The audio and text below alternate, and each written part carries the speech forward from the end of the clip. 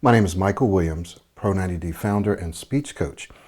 And the purpose for this message is to help you understand what to do in the moment when you're getting stuck. Okay?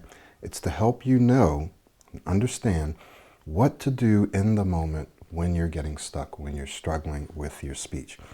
Some months ago, I'm not sure when, I did a video very similar to this, and I wanted to do an updated version because I can see where some of our clients and students are struggling with this very point I'm about to make, with this issue, with this challenge. And that is, when you're in what you would consider a high pressure speaking situation. It could be a meeting with the boss, a meeting with superiors, a meeting with a certain number of people, when you're ordering food, anything, it doesn't matter. Whatever you consider to be high pressure, what tends to happen is everything that you've been learning goes out the window. You simply don't remember it, and so you don't use it, and so you struggle. Sometimes people think they're doing things, for example, modeling, or they think they're slowing down or they're breathing, and they're actually not, right? Because of fight or flight, because your attention may be shifted to what you're actually saying, to the content, right? So if you're in a meeting or you're doing a presentation or update, whatever it is, you're thinking about what you have to say, not about how you're saying it. But the secret to performing well, not just in high pressure, but in any speaking situation, is to shift your focus, and I'm going to say about 80%. Now, the number could actually be 50%, 60, or 70, but let's just use that 80-20 as a guide. To shift 80%, which is most of your attention, to how you are speaking, to how you're saying what you're saying, how you're saying what you want to say. Now, this is temporary, okay? For the vast majority of you, if not all of you, this will be temporary. That means you have to devote more mental horsepower, more mental bandwidth, and we'll talk about that, to how you are speaking, to your speaking style. Now, the norm is for you to focus most of your attention, if not all of it, on what you're saying or on the person who's there and their authority, or on the situation. Well, I'm ordering coffee, or I'm in an important meeting, or I'm in an interview, and I hope I don't mess up, and I usually mess up. So what generally happens is we allow ourselves to be negatively distracted by the moment, by the situation, by who's there. And so often we're not even able to articulate our thoughts as clearly and smoothly as we would like, because we're getting distracted. And what then happens is our speech begins to decline, and we start to get stuck, and we speak too fast, and we rush, and we feel rushed, we feel anxious. So the secret is to understand in that moment, not just before the moment, but when you're in the moment, you have to, number one, slow everything down. You have to go slower than you normally would speak.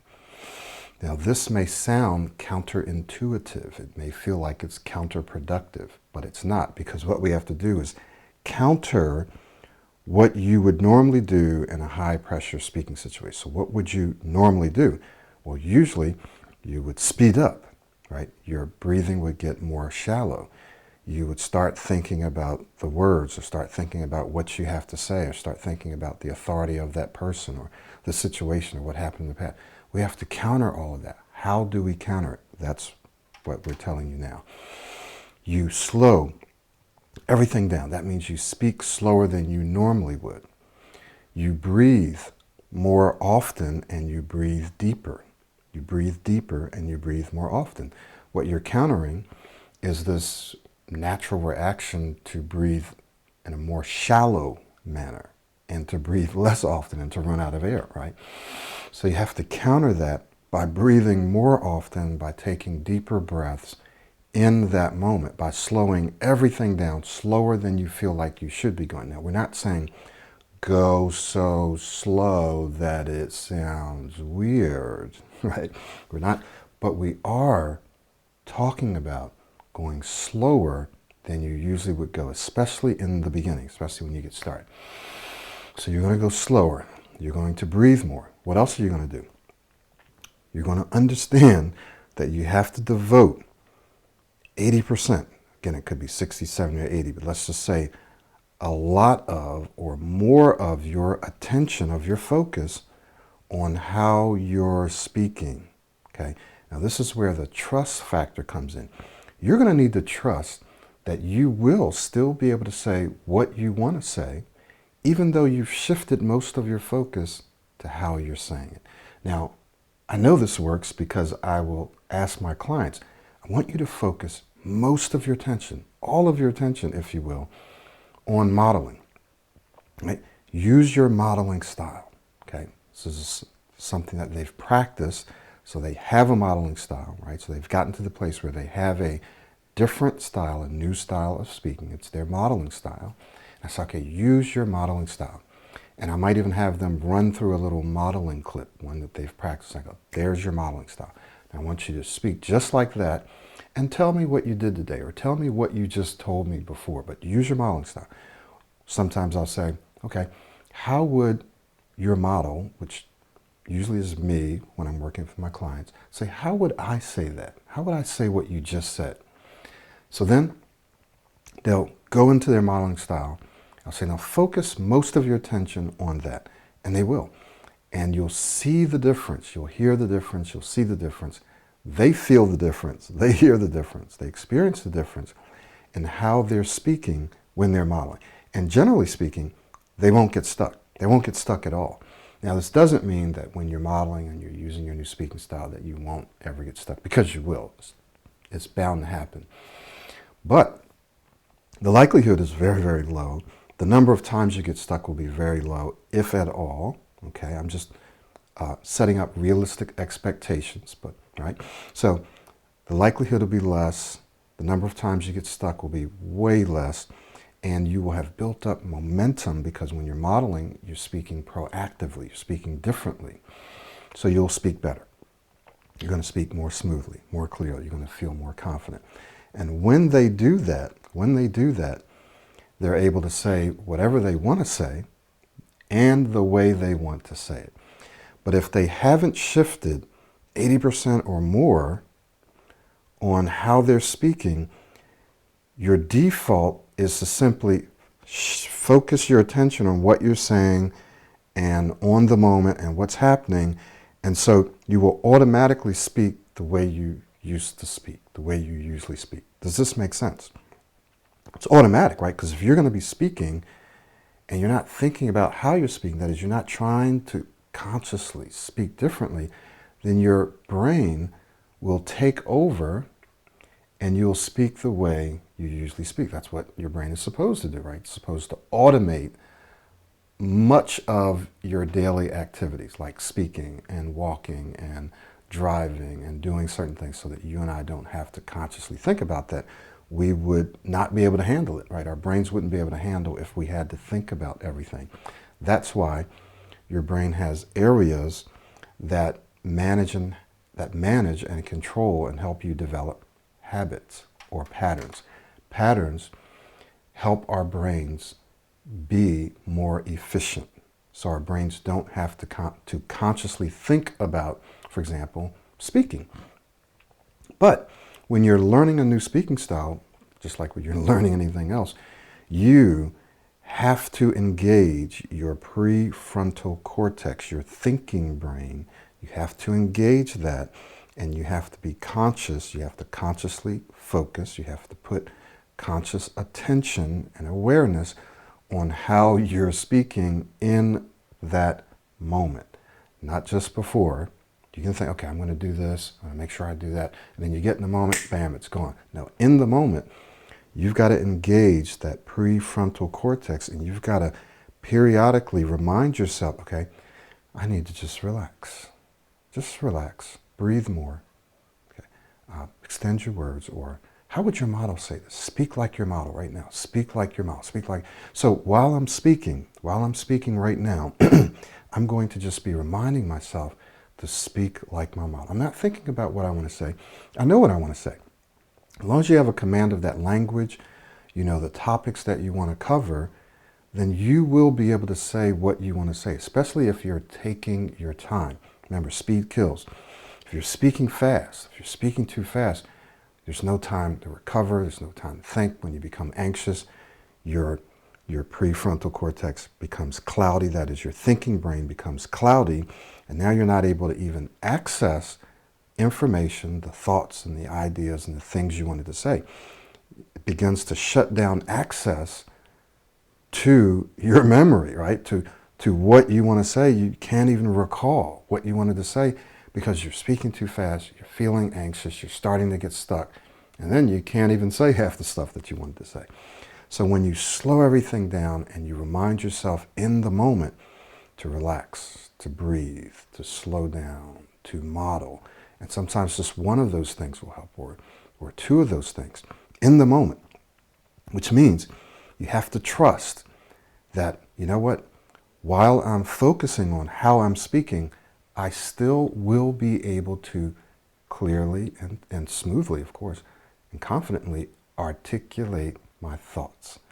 What many people think is, I can't think about how I'm speaking because I have to think about what I'm saying, right? I can't think about how I'm saying what I want to say because if I do, I won't be able to say what I want to say because I'm not thinking about it, right? That's not true. You can say what you want to say and shift much of your attention over to how you're saying it. And your brain is so powerful, it'll be able to bounce back and forth, right? It'll be bouncing back and forth between what you want to say and how you want to say it. But you have to consciously engage this process so that more of your attention, right, is shifted to how you're speaking. And what begins to happen is the more you put yourself in higher pressure speaking situations, and the more you engage this process where you're thinking about how you want to speak, it becomes a pattern, it becomes a habit, because your brain is now being inefficient by thinking about how you're speaking. It doesn't want to do that, but it's a part of the process. You have to do it if you want to change the way you speak, first of all the time, but especially when the pressure's on. Okay? If you want to change the way you speak in certain speaking situations, then you have to consciously engage your brain, right? And tell yourself to do certain things. You have to engage to activate that new speaking style consciously in those speaking situations. And the more you do it, we're talking about frequency and repetition, the more you do it, the sooner your brain turns it into a habit. Because remember, your brain is all about efficiency. So your brain wants to make this automatic so you don't have to think about how you're speaking. It just, then you can shift more of your focus to creatively articulating your thoughts, to impacting that person, adding value. Remember Vic and Rick, adding value, impacting, engaging, speaking clearly, how you want to say what you want to say. You can devote all of your attention to that, right? But until you get to the place where it's more automatic, or where it's completely automatic, that is your speaking style, then you've got to consciously engage. You've got to focus on it. And I've repeated myself several times in many different ways because this is very important. Otherwise, it simply isn't going to work for you. Like every time you get yourself in a speaking situation that you consider high pressure, everything you've been learning and practicing, a lot of it just goes out the window. It just doesn't work. You don't remember to do it. So you have to set an intention to put yourself in higher pressure speaking situations where you consciously tell yourself, for example, to relax, to slow down, that you don't really care who this person is. You don't really care who's there. You're still going to take your time and say what you want to say. You have to remind yourself to breathe. Breathe more. Breathe deeper. Remind yourself to model. Use your modeling style, right? Use how would my model speak right now? How would my model say what I want to say right now? Your brain is extremely powerful. It can process thoughts very, very, very quickly. So trust me, you can do this in the moment while you're speaking. The other thing that you must do is use your new speaking style, right? You have to try to use your new speaking style all the time. When it's low pressure, when it's no pressure, when it's medium pressure. Why? Because when you use it all the time, what you're actually doing is you're practicing. You're turning that new speaking style into your current speaking style, into a habit, into a pattern. And so once it becomes a pattern, then when the pressure's on, it'll be much easier for you to engage it than if you hardly ever use it. If you only use it when you need to use it, a lot of times it's not going to work. You won't be able to, because the wiring isn't there. If you've been building the wiring through repetition, through frequency and repetition, you've been building the wiring when there's no pressure, then when there is pressure, you counteract your normal behavior, slowing everything down, breathing more, talking to yourself more in that moment. But because the wiring is there, your brain will be able to access it. It's going to require more mental effort, right? But you'll be able to access it, and you'll speak smoother, and you'll start to feel more relaxed in that conversation, and you will speak clearer, and you'll feel more confident, and you'll project more confidence in that moment. And then the more of those experiences you have, right, then the more that becomes a habit, the more that becomes a part of your identity, the more your brain says, oh, we spoke well the last time. We were talking to our boss, or we were making a presentation, or we were interviewing, we were ordering coffee, making a phone call, whatever, and we spoke well. So we can speak well the next time, and the next time, and the next time. And this is regardless of if you get stuck here or there. You just continue to flow. Okay. So I hope this was helpful. This is super important. I want you to watch this video or listen to this video over and over and over again, and remind yourself to do this in the moment, because if not, you're just going to be really spinning your wheels and not getting the traction that you want and seeing the progress that you want in your speech. Thank you so much. My name is Michael Williams.